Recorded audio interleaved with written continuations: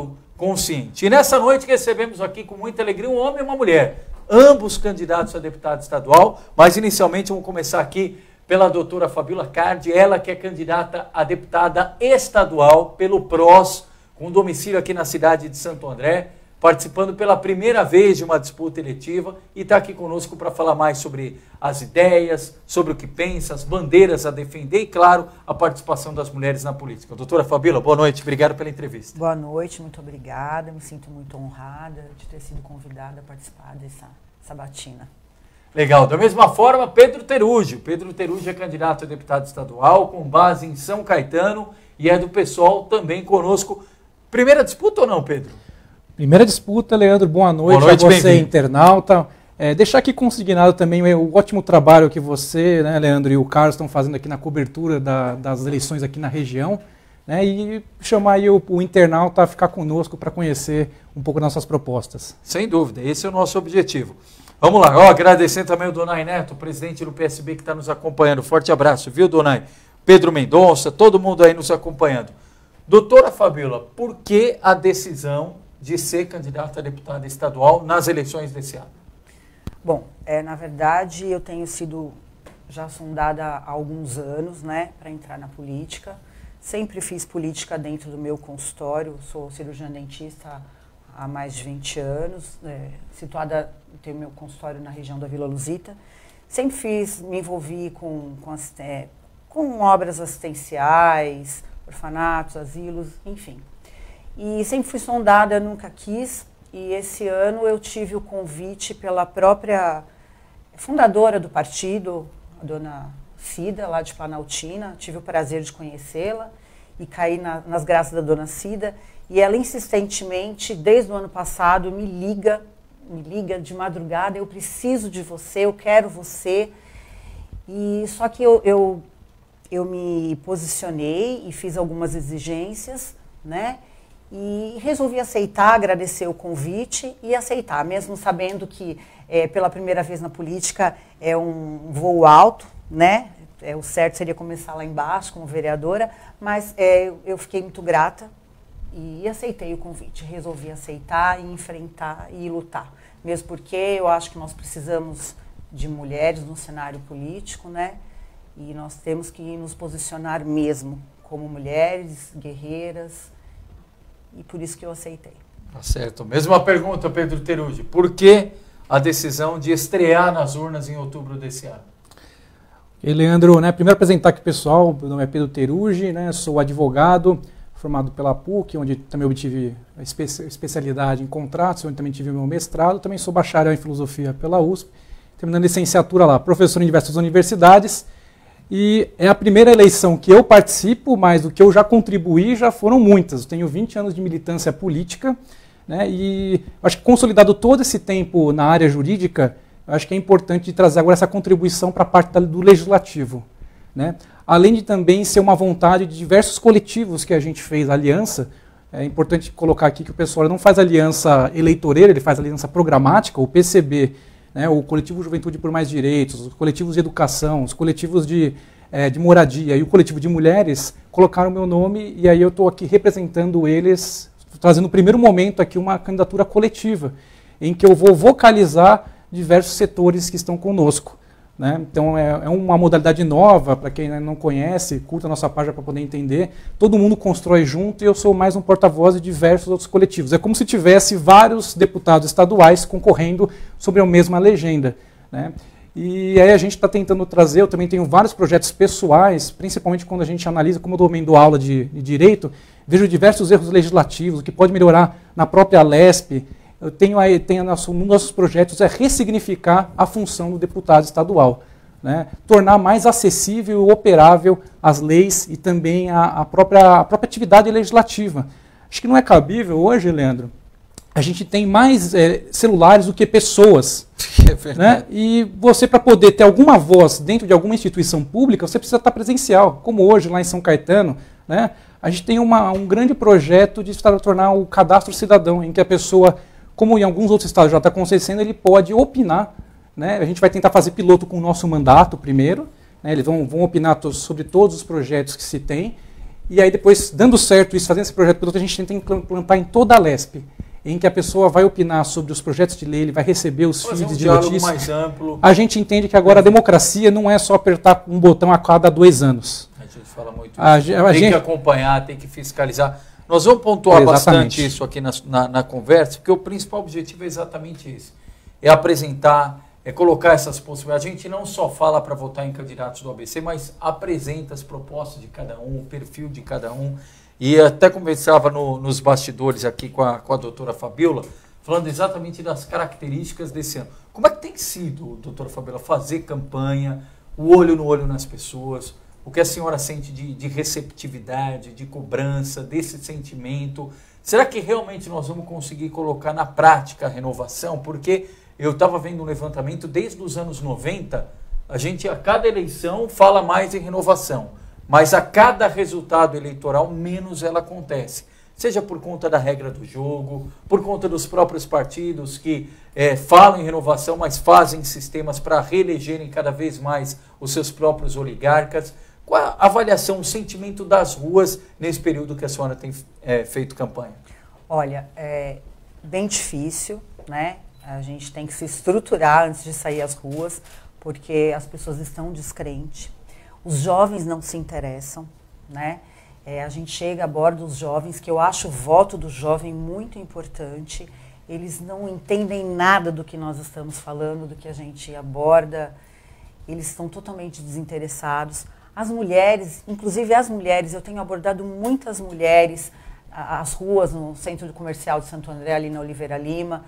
Elas não querem parar para ouvir. A hora que eu falo, olha gente, eu estou por vocês, mães guerreiras, mulheres divorciadas, arrimo de família. Aí eu falei assim, eu peço que leiam a minha história no meu folder para vocês saberem quem vocês estão votando, para vocês se espelharem em mim e dar um voto de confiança. Aí elas olham para mim e talvez tomam a consciência, né, de que é importante se posicionar. Mas as pessoas estão muito arredias, elas infelizmente, parte, eu acho que da nossa educação, desde da escola, desde a educação infantil, que não politiza as crianças, né? Eu acho que a politização dentro das escolas seria muito importante como base para dar importância para uma eleição. As pessoas falam em abster o voto, em votar branco, votar nulo, não sabendo das consequências. Dentro do meu consultório eu peço voto sim, porque eu continuo o meu trabalho, porque meu trabalho é meu arrimo de família, é uma carreira de 23 anos na odontologia. Eu não vou largar a odontologia por conta da carreira política, eu pretendo conciliar as duas coisas. E eu peço meu voto para cada um que entra ali, porque daquela pessoa se propagam para no mínimo 4 pessoas. E às vezes algumas pessoas, mesmo me conhecendo há 20 anos, falam assim, ai doutora, me desculpa, mas eu vou votar em branco, eu não acredito mais. E a gente tenta convencer, mas está muito difícil. Está bem difícil mesmo. Mesma avaliação, como é que está o sentimento das ruas, Pedro? E o diálogo que você tem feito com os eleitores? Muito bom, Leandro, porque eu tenho uma visão já diferente, porque a gente está na rua e a diferença de questão de orçamento, eu que estou distribuindo mesmo, eu que faço tudo, o pessoal que acompanha a gente na página percebe isso, e eu falo que eu estou mal acostumado no PSOL, porque é o partido que mais teve jovens, é o partido que a gente não se preocupa com mulher, porque a gente tem o partido que tem mais mulheres candidatas no Brasil, é o partido que tem mais trans, mais gays, né? Até o Carlos recentemente entrevistou o nosso companheiro André Sapanos, o único candidato gay aqui da região, né? Que tem uma pauta muito boa para a comunidade LGBT. Então a gente está meio acostumado. E eu também vou vocalizar um coletivo de juventude. Então eu acho que desde 2013, fazia muito tempo, já que eu estou 20 anos na política, desde 2013 eu nunca vi tanta mulher e tanto jovem dentro de um partido. Né?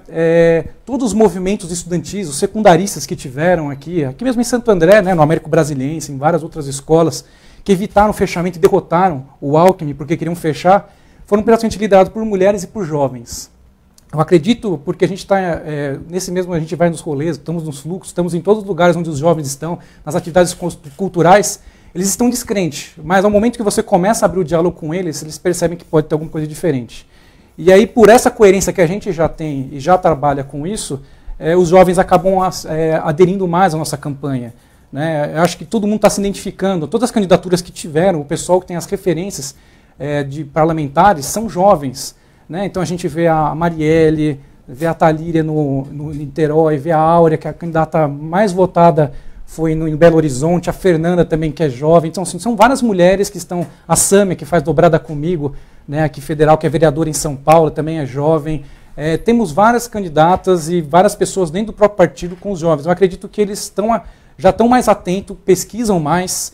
O que eu sinto na rua é bem interessante, porque antigamente o pessoal pegava o panfleto e estava jogando no chão. Ou rasgava na frente, um partido de esquerda, né, jogava, ou senão até agredia. Agora não, eles estão pensando, eu vou dar uma olhada, vou pesquisar. Outros falam assim, eu não gosto desse partido, me entrega. Então estou vendo já uma consciência já diferente. E acredito que os jovens e as mulheres vão ser definitivos nessa eleição. Ó, já vamos daqui a pouquinho com a participação dos internautas. Muita gente participando aqui. Legal, viu, pessoal? Antes, Carlos Carvalho. Primeiro, boa noite aos dois. E eu já queria falar sobre as áreas que vocês pretendem defender caso sejam eleitos deputados estaduais. A gente sabe que deputado estadual não tem a função de executar obras, muitos candidatos acabam indo nas ruas prometendo coisas que não podem fazer, mas podem defender algumas ideias para a região do ABC Paulista. Eu queria saber de vocês, caso eleitos, o que vocês pretendem defender na Assembleia Legislativa. Doutora Fabíola. Bom, como você próprio disse, né, as pessoas também me perguntam quais são as propostas. Gente, eu não tenho proposta, eu venho para somar, né? Eu venho para somar e para me impor como mulher na sociedade, né? E óbvio, né? Eu venho à luta das mulheres, da saúde à mulher, da saúde ao idoso, que é muito importante. Eu tenho 2 idosos em casa, eu sei o que eles passam na saúde pública. Infelizmente, hoje a nossa economia devastou o nosso poder aquisitivo, né? A nossa saúde está sucateada. Então, eu venho em defesa da saúde, do idoso, da mulher, da criança, a criança especial. Eu trabalho muito com criança especial dentro do meu consultório e eu levanto essas bandeiras ao feminicídio, né? A Lei Maria da Penha, que ela tem que sair do papel, né? Não adianta só ficar no papel bonitinha, ela tem que sair. A humanização do atendimento à mulher nas delegacias da mulher, o maior número de delegacia de mulheres aqui, principalmente aqui na nossa região do ABC. Eu quero lutar muito pela região do ABC, porque eu nasci aqui, eu cresci profissionalmente aqui em Santo André, eu devo tudo a Santo André. Então, a minha bandeira é realmente lutar pelo ABC Paulista. Pedro? Muito boa pergunta, né? A nossa campanha dividiu, como eu falei, nós ficamos praticamente 8 meses trabalhando as propostas de governo, trabalhando com os especialistas dessa área, porque é uma candidatura coletiva. Dividimos em alguns eixos. O primeiro eixo é de mobilidade urbana e rural também. Temos o eixo de segurança pública, o eixo de direitos humanos, que inclui mulheres, deficientes e LGBTs. Né? Temos o eixo da saúde, né? E o eixo da educação. Retomando aqui o ponto que a doutora acabou de falar, a gente também verificou que tem um problema da Delegacia das Mulheres aqui, né? Só tem em São Bernardo, temos que aumentar o número.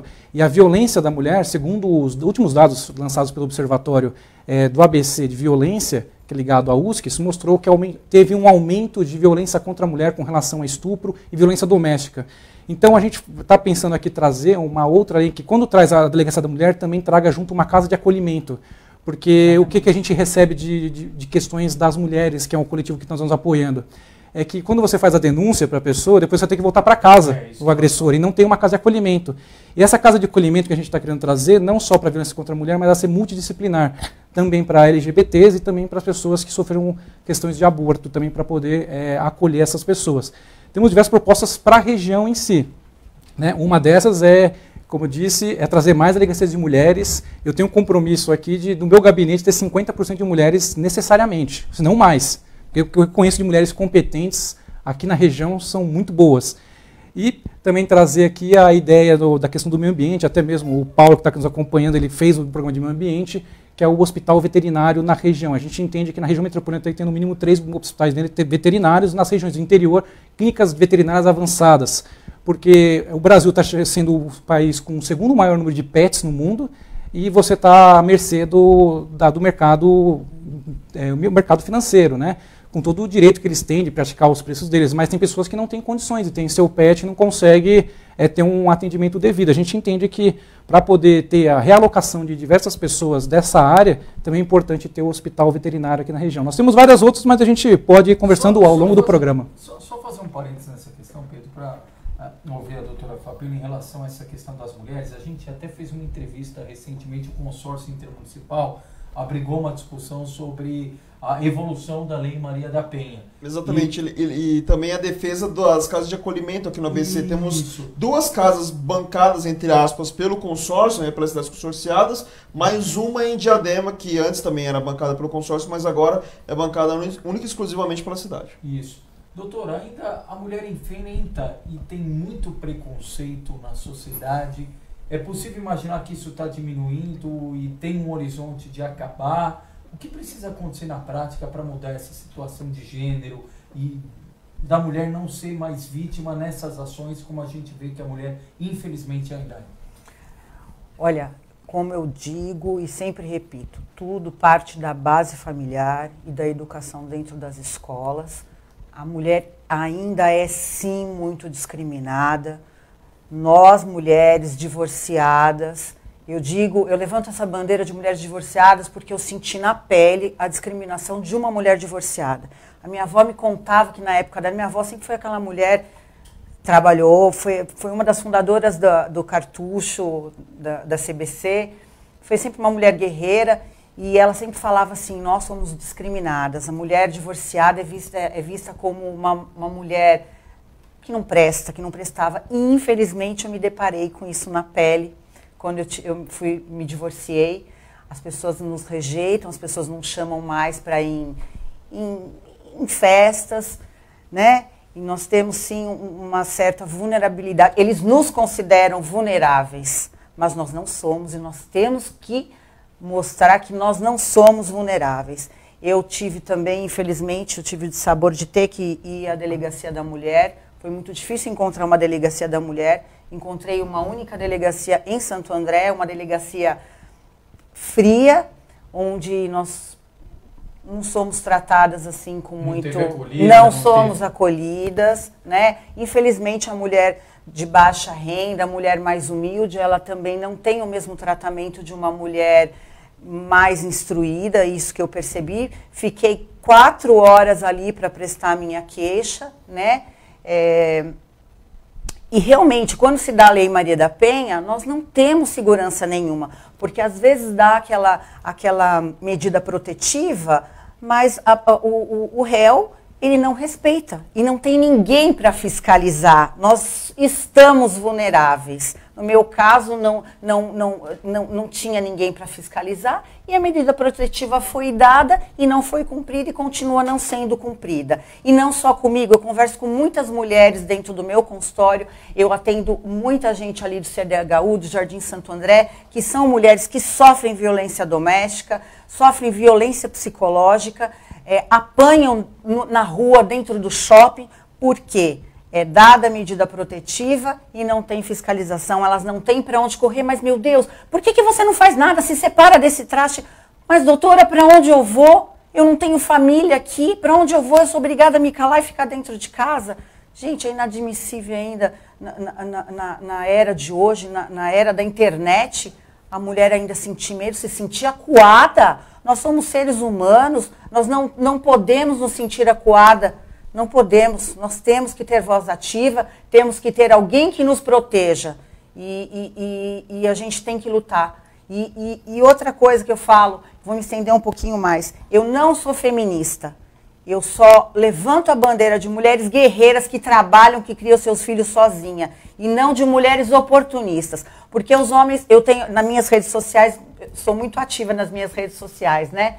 Então, alguns homens falam assim, você vai governar para a mulher, por isso que eu não vou votar para você. Não vou governar para a mulher, porque eu também escuto muitos homens divorciados que têm mulheres oportunistas que os acharcam em pensão, que não querem trabalhar e querem viver de pensão. Eu abomino esse tipo de mulher, abomino, porque eu sou uma mulher guerreira. Eu trabalho para sustentar as minhas 2 filhas.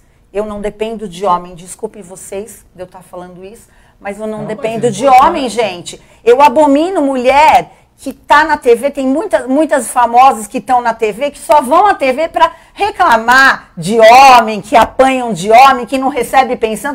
Gente, não recebeu pensão, paciência, vai à luta, vai fazer faxina, vai lavar o chão.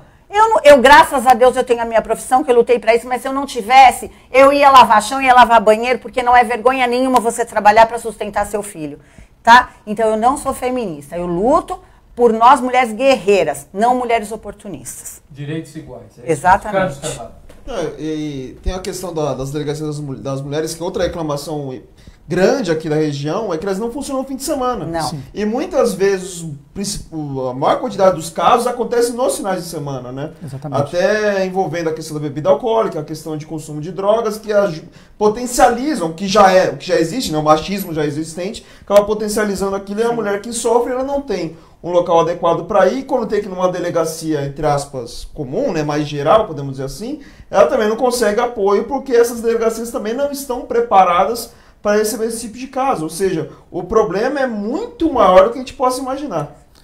Exatamente, Carlos, né? Acho que até nesse ponto da mulher, a gente tem um dos nossos projetos de leis que a gente trabalha, é o projeto, né, o projeto Coruja da nossa companheira Marielle, em que prevê a questão das escolas públicas e creches a funcionar também à noite, porque a mulher também tem uma vida, né? Às vezes ela não tem com quem deixar, na situação que está, a gente tem essa proposta para poder fazer creches que funcionam na parte da noite, né, para poder possibilitar essa mãe a participar de outras questões, e também muitas mães que trabalham à noite. Né? A gente entende que a mulher tem uma grande participação política em vários lugares. A autora colocou aqui a posição de como é que é uma mulher que trabalha, que é divorciada, né, e ainda ter que ouvir de um vice-candidato falando que mulher que uma criança que é criada por uma mãe solteira e uma avó, né, começa uma diligência. É um absurdo total isso, e é por isso que a gente aproveita até esse espaço para convocar as mulheres que não concordam com essas pessoas, no dia 29, né, do 9 às 17 horas no Largo da Batata, para dizer ele não. Né? Nós temos aqui vozes, a mulher é necessária na sociedade. Aqui no estado de São Paulo é 53% do eleitorado, no Brasil também o eleitorado é 51%, são várias mães que são chefes, né, de casa. Né? Eu até trabalho isso na faculdade, quando eu trabalho com o direito civil e mostro a evolução disso. Desde a década de 70, com a lei do divórcio, que foi um grande avanço, até o momento em que você tenha no direito civil a igualdade dentro da família. Então, trazer leis para poder facilitar essas questões das mulheres, e aí já linkar a questão da delegacia da mulher, né? Que não funciona, não é só a delegacia da mulher que não funciona, temos delegacias que também estão fechadas aqui e ainda foram até assaltadas na região. Sim. Né? E a gente tem esse eixo da segurança pública, que é muito importante, porque a Polícia Civil foi sucateada. A gente fez um estudo muito sério com o Observatório do ABC de Segurança Pública, né, e percebemos lá que tinha um plano da Polícia Civil da década de 80 que falava que o necessário para o Estado de São Paulo seriam 30 mil policiais civis. Sabe quanto tem hoje? 2018, nós estamos chegando a quase 19 mil. Né, e as delegacias sucateadas, está saindo mais gente do que entrando. Chamaram agora recentemente os últimos do concurso de 2013, abriram outro concurso, estão fazendo a prova agora. Né, os colegas aí concurseiros estão, boa sorte a vocês para poder ingressar, porque não está difícil a profissão de policial civil, que é o necessário, é ele que investiga. A polícia militar é interessante, claro, tem a questão ostensiva, é importante, mas quem investiga e vai dar uma punição muito forte é a polícia investigativa, é a inteligência. A gente entende que é esse lado para poder combater o crime, trazer mais segurança à mulher, né, e trazer mais segurança até à própria sociedade. Exatamente. O mais louco, né, que você possa imaginar, alguns municípios têm um corpo de GCM, por exemplo, maior que a soma da polícia militar com a polícia civil na cidade. Ou seja, e a gente precisa de melhoria de segurança, lógico. PM e a polícia civil não são a solução única para isso, né? Mas ajudam muito ao combate ao crime, né? E a gente está desguarnecido porque tem pouca gente. E não é por falta de pessoas interessadas a entrar na Polícia Civil e na Polícia Militar. Mas é mais falta do poder público olhar e falar, peraí, vamos chamar mais gente, vamos abrir mais concursos, vamos tentar aumentar esse efetivo e tentar investir mais em segurança pública. Né? E o segundo projeto seria o 180, que é um telefone para ser exposto em todos os lugares do estado de São Paulo para poder denunciar a violência, né, que já é um projeto de sucesso em São Paulo, na Câmara dos Vereadores, feito pela nossa companheira Samia Bonfim. A gente quer implantar agora para o estado inteiro o telefone 180 contra a violência contra a mulher, contra a violência contra a criança, qualquer tipo de violência contra os vulneráveis. A gente entende que é uma boa política de segurança pública, né, e também uma segurança para as próprias pessoas. E só para ilustrar isso que a gente está falando aqui, lamentável para você separar o joio do trigo, você lembra do Dr. Rei? Sim. Pois é, que era para ser candidato à presidência da República, agora é candidato a deputado federal pelo PRB. Isso é uma notícia aqui no G1, ó. Dr. Rei é alvo de denúncia por assédio em faculdade de Lorena.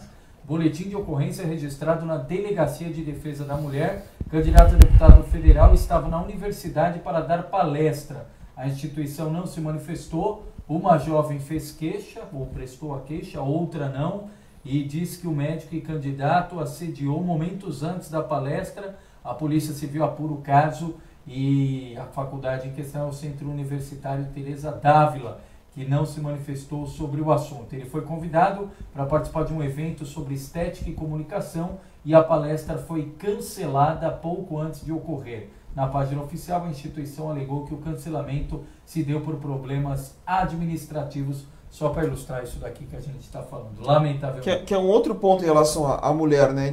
A gente acabou falando muito da questão da violência, né? Violência física, mas tem outro tipo de violência contra a mulher, que é a questão do assédio, que acontece todos os dias, todas as horas, em todos os momentos.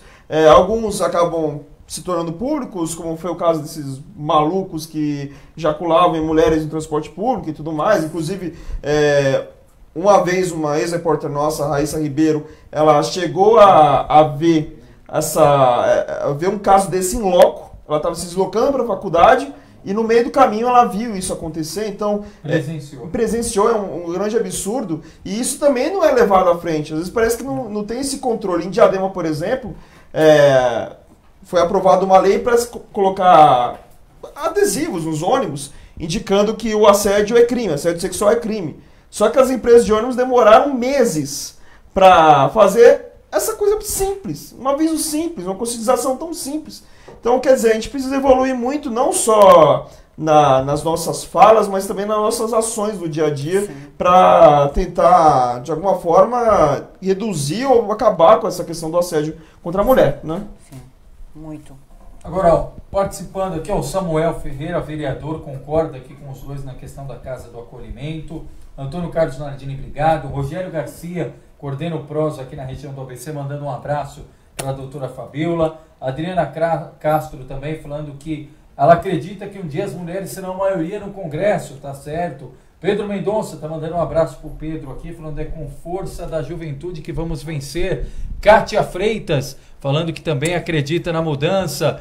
A Juliana Porfírio mandando os parabéns. É isso, é dessa forma que a gente vai fazendo a mudança e a renovação no dia a dia. Agora, na política, doutora Fabíola, tudo isso que a gente falou de mulher, também tem esse preconceito? Sentiu esse preconceito em relação às mulheres? Senti, sim. Senti medo.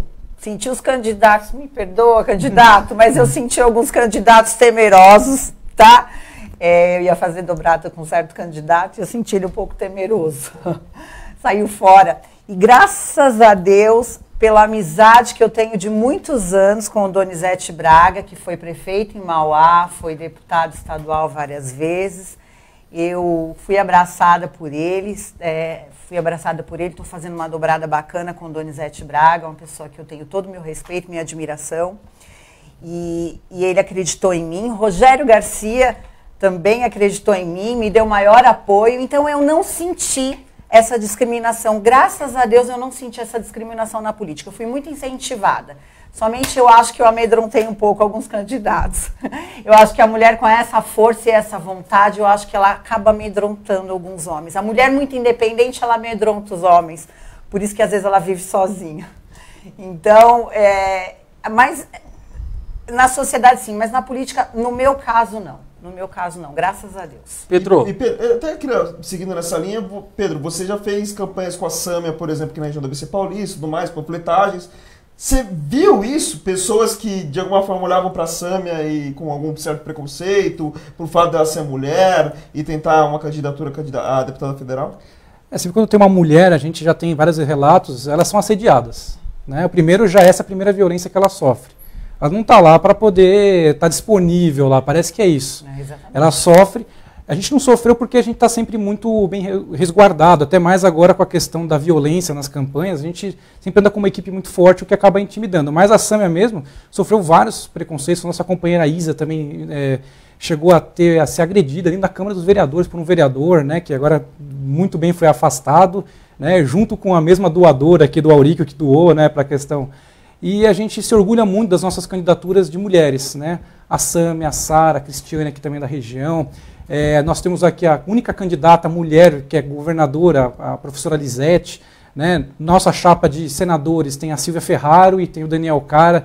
Então a gente está sempre pescando, porque para alguns partidos a necessidade de ter uma mulher para poder fazer o coeficiente.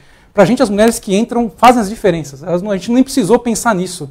Né, porque, aliás, acho que foi o que aconteceu no final, no registro do TSE, a gente teve muito mais mulheres do que homens, né, proporcionalmente ali. E pra gente, assim, não é porque eu sou homem que eu não vou defender a mulher. Não. E você chegou a falar, Pedro, sobre as dobradas, mas um outro aspecto que é muito interessante, São Caetano é a única cidade do ABC que tem apenas 2 candidatos a deputado estadual. Tem o filho do prefeito, Tiago Auric, que também já chamamos várias vezes para participar aqui conosco, e o Pedro Teruggi. Tinham vários políticos da cidade que seriam candidatos, mas acabaram abrindo mão da candidatura para apoiar a candidatura do Tiago Auric.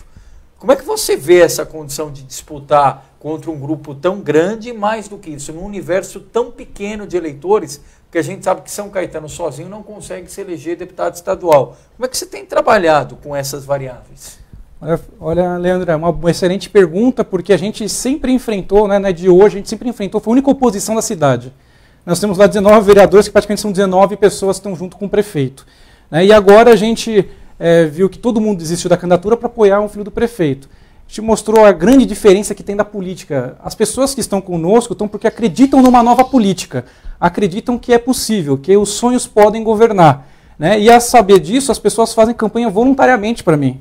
Eu me surpreendo, acho que uma coisa que eu tenho que agradecer às pessoas é que nessa campanha eu comecei a receber apoio, eu posso panfletar para você, essa coisa, fiquei até constrangido, mas eu deixo lá o material na casa da pessoa, a pessoa quer enfrentar esse tipo da velha política, entender que nós somos a nova política. Exatamente. Né? Tem pessoas que aparecem como novo, por mais que ele tenha uma idade jovem, mas ele já vem representando a velha política. A forma de financiamento da campanha dele já mostra exatamente que é uma velha política, ele vai estar atrelado. Eu posso falar essas coisas que nós estamos falando aqui agora, de forma incisiva, atacando o governo do estado, atacando a prefeitura, porque eu não tenho vinculação com ninguém, não tenho rabo preso com ninguém. Né? Então, para mim, acho que é muito lutar para São Caetano perceber que tem uma oposição, que é possível mudar. Né? De tanto sofrer, de tanto tomar, né, soco todo dia, tanto apanhar todo dia. Hoje, mais uma abordoada que tomaram com uma reforma que queria falar que não mexeu em nada naquela lei. Né? É uma enganação, aquilo é toda uma questão ilegal. Né? Viraram as costas para o povo. Vocês acompanharam muito bem da RDTV, fizeram toda a cobertura de todos aqueles eventos. Foi a segunda maior manifestação da história de São Caetano depois dos autonomistas. Eles viraram as costas, né, para quase 30 mil pessoas que assinaram, óbvio que foi 14 mil que foram validados pelo TRE, né, mas viraram as costas, o mesmo número de votos que o prefeito teve na última eleição. Eles não querem saber, para eles parece que estão garantidos. E a gente mostra que é possível uma nova política. Né? É possível enfrentar isso. É difícil? É muito difícil. A gente está na rua, a gente sabe como é difícil. Mas a gente acredita. Porque se a gente não acreditar, é aí que eles entram na política, Leandro. Quando a gente desistir disso, quando falar que o jovem não tem mais jeito, a mulher tem que desistir, não serve para nada, é aí que eles assumem e é isso que eles querem. Eles continuam no poder. Se perpetuar no poder. E a gente está aqui para poder evitar isso, para mostrar que é possível uma nova política para o estado de São Paulo e para a região principalmente. Tem a derradeira, Carlos Carvalho? Nosso relógio aqui é implacável. Só para falar mesmo essa questão da postura política, né? Nos últimos anos, cada vez mais a gente vê como a política funciona de fato, né? Que as pessoas elas não são movidas por ideias, elas são movidas por dinheiro ou cargos, né? Infelizmente a gente tem muito disso. Como vocês acham que, se eleitos, podem mostrar para as pessoas que vão fazer diferente? Porque eu acho que falta muito disso, né? Não adianta só a gente falar que vai fazer diferente lá. Quais são as ações que vocês pretendem ter para demonstrar para as pessoas que vocês não vão seguir o caminho desse pessoal que está aí há tanto tempo e que a gente já sabe como é que funciona para eles, que eles estão um pouco se lixando para o povo, eles querem mais resolver a parte deles, né? Fazer mais politicagem do que política de verdade, né? Bom, eu vou continuar trabalhando na minha profissão que eu escolhi, que é o meu ganha-pão, que me sustenta eu e minhas filhas até hoje. Eu não irei largar a odontologia. Vou associar as duas coisas. Estou muito confiante nessas eleições e já me programei Meus pacientes falam, doutora, mas como vai fazer? Você vai nos largar? Não irei largar vocês. Eu acho que o primeiro passo é a gente não largar o nosso ganha-pão e a gente mostrar que nós não viemos à política para ganhar dinheiro. Nós viemos à política para ajudar a reconstruir o nosso país, a reconstruir a nossa cidade, o nosso ABC, a ajudar a somar e não para sugar da máquina. Eu não vou sugar da máquina, não estou sugando da máquina. O partido, ele tem livre-arbítrio para investir no candidato que lhe é conveniente, né? Portanto, se o partido acha que uma mulher ou um homem é conveniente, ele tem o livre-arbítrio de investir nesse candidato, né? Então, eu estou fazendo política com as minhas mãos, como o Pedro falou, as pessoas estão mais conscientes, os meus pacientes falam, doutora, me dá seus panfletinhos. A minha filha de 7 anos de idade, ela fala, mãe, eu vou levar seus confletes para a escola. Então, eu acho que a primeira posição nossa é continuar com o nosso ofício, é nós termos a nossa profissão, assim como futebol, eu acho que futebol não é profissão. Então, eu acho que política também não é profissão. Política é só para somar e ajudar. Pedro? Quando a gente entra na política, a gente fez uma opção, aqui, principalmente no nosso partido, a gente faz uma opção. E foi uma pergunta que eu fiz a todos que vão possivelmente compor o nosso mandato, que eu falei assim, vocês estão dispostos a morrer? Por quê? Nós vamos enfrentar interesses. Na Assembleia Legislativa tem 94 deputados estaduais, 76 estão com o governo. 18 só, a gente está vindo para somar a esses 18, se tornar mais uma voz ali. Nós sofremos ataques, por quê? Porque a gente ataca na raiz. A gente tem campanhas mais modestas? Claro que tem, mas é para a gente poder ter essa independência para poder falar onde tem que tocar. Atacar deputado, né, que está favorecendo o que faz absurdos, como fizeram ano passado, de dia 30 de dezembro aprovar o plano de ensino sem ler, falou isso ao vivo. Nos últimos dias, 26 de dezembro, aprovar o orçamento do Estado com um aumento de 5% com 7 emendas que não foram aprovadas pela Comissão de Finanças. Tem que ser falado, tem que ser atacado e obstruído. Só que o que acontece? Tem muita gente que tem medo de enfrentar porque são grandes interesses. Quando a gente pegar enfrentar trem-salão, governador, esquemas no judiciário, estão dispostos a isso. E pode acontecer o que aconteceu com a nossa companheira no Rio de Janeiro, a Marielle, né, que enfrentou as milícias, que é um problema que o Rio de Janeiro enfrenta, ela e o Marcelo Freixo enfrentam há muito tempo, e acabou sendo ceifada, né, e a gente não tem nem informação sobre o que está acontecendo, porque é um crime político. Então a gente está aqui para enfrentar as pessoas que acreditam que é possível a mudança. Vote na gente, vote nos vereadores, deputadas do PSOL, né, senadores e governadores, que a gente quer mudar a política, a gente quer mostrar que há uma outra forma de pensar, em que vocês podem participar, independentemente se você tem que apertar o botão ou não. Você vai participar, fazer cada vez mais os conselhos populares, vocês participarem de todas as leis, vocês vão ser ouvidos como foram ouvidos. A gente fez nosso programa de governo, nosso programa legislativo nas praças públicas, recebendo a opinião de várias pessoas, em vários movimentos. Então a gente, para você que acredita, vote, vem com a gente, vem com o Pedro Terúrgia 50350 e vai saber que a política pode ser uma mudança não só da vida, não só do Estado, mas uma mudança de sociedade, tornar uma sociedade mais humana e muito mais feliz. É o que a gente espera também da população, que passa a cobrar quem foi eleito depois, porque aí isso também ajuda a fortalecer essa questão de mudança de ações dos políticos ali dentro, quando tem cargos públicos, né? Às vezes a população deixa ali de lado, esquece o deputado, esquece o vereador, e eles fazem o que eles bem entendem, né? Enquanto a população está em cima, eles sentem na pele o que pode acontecer. O caso de São Caetano, na taxa do lixo, apesar do projeto popular não ter seguido em frente, foi um bom caso desse tipo, quando os vereadores viram a força da população de São Caetano querendo revogar uma taxa de lixo que a população não aceita, não considera que seja a questão ideal ali para a cidade. Por isso tem que acompanhar, não só votar no dia 7 de outubro, mas democraticamente também acompanhar, cobrar. Olha, deputado, votei, a senhora prometeu isso e não cumpriu. Então tem que, assim como você contrata um funcionário e mesmo depois de contratado fiscaliza, orienta, por que a gente não faz a mesma coisa com a política? Portanto, pesquise agora até 7 de outubro e cobre depois a partir da próxima legislatura. E, gente, nosso relógio aqui é implacável, viu? Quero mais uma vez agradecer os nossos convidados dessa noite, doutora Fabíola Cardi, candidata a deputada estadual pelo PROS, com base aqui na cidade de Santo André. Doutora Fabíola, obrigado pela gentileza. Fica à vontade para as considerações finais e pode reforçar as pessoas que quiserem conhecer mais, página do Facebook, Instagram, como é que as pessoas podem conhecer mais do seu perfil? Eu estou no Facebook, no Instagram, doutora Fabíola Cardi, tá? É só procurar, não tem outra, eu sou única. E eu estou lá no meu consultório na Vila Luzita, sempre disposta a receber todos, qualquer pessoa, qualquer dúvida, por isso que eu vou continuar lá.